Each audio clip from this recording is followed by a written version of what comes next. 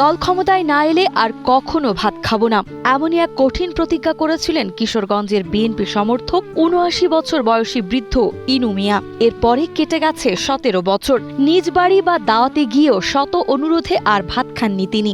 অবশেষে ১৭ বছর পর দল ক্ষমতায় আসায় মুখে ভাত তুললেন এই বৃদ্ধ।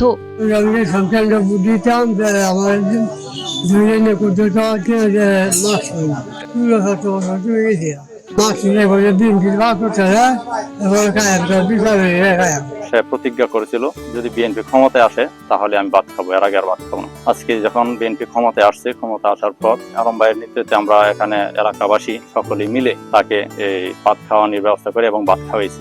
ঘটনার সূত্রপাত ২০০৮ সালের জাতীয় নির্বাচনের সময়। সেই সময় ভোট দিতে গিয়ে আওয়ামী লীগের কর্মীদের দ্বারা লাঞ্ছিত হন তিনি। এরপর তিনি প্রতিজ্ঞা করেন যতদিন না বিএনপি ক্ষমতায় আসবে ততদিন তিনি ভাত খাবেন না। সেই থেকে দীর্ঘ ১৭ বছর শুধু কলা, রুটি, বিস্কুট ও শুকনো খাবার খেয়ে জীবন অতিবাহিত করেছেন তিনি।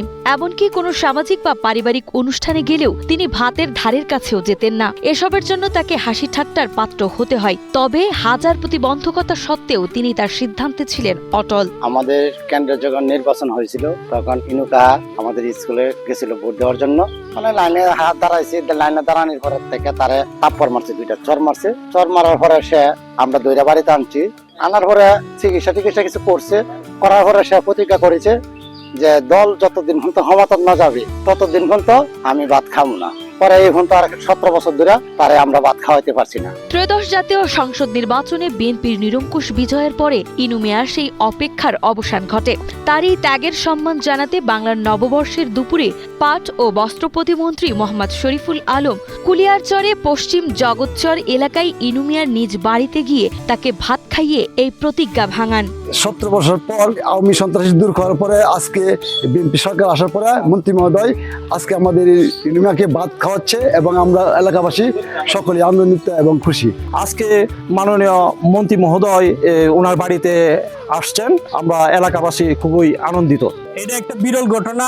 ১৭ বছর এইভাবে দলকে ভালোবেসেছেন, এরকম ঘটনা বাংলাদেশে আর দু একটা আছে কিনা আমাদের জানা নাই।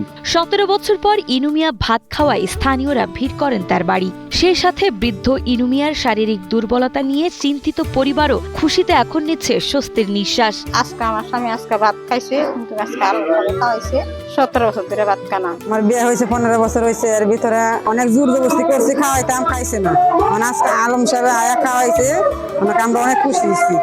যে কোনো অনুষ্ঠানে লয়ে গেছি, উনি খাইছে না।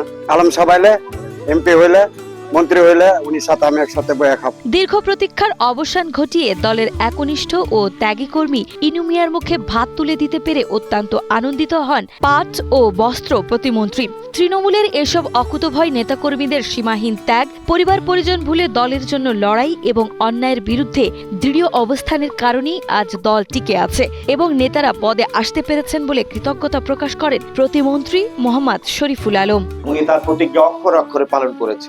এমনি ভাবে অসংখ্য নেতা কর্মী দলের কর্মসূচি বাস্তবায়ন করতে গিয়ে জীবনের তাজা রক্ত রাজপথে বিলিয়ে দিয়েছে।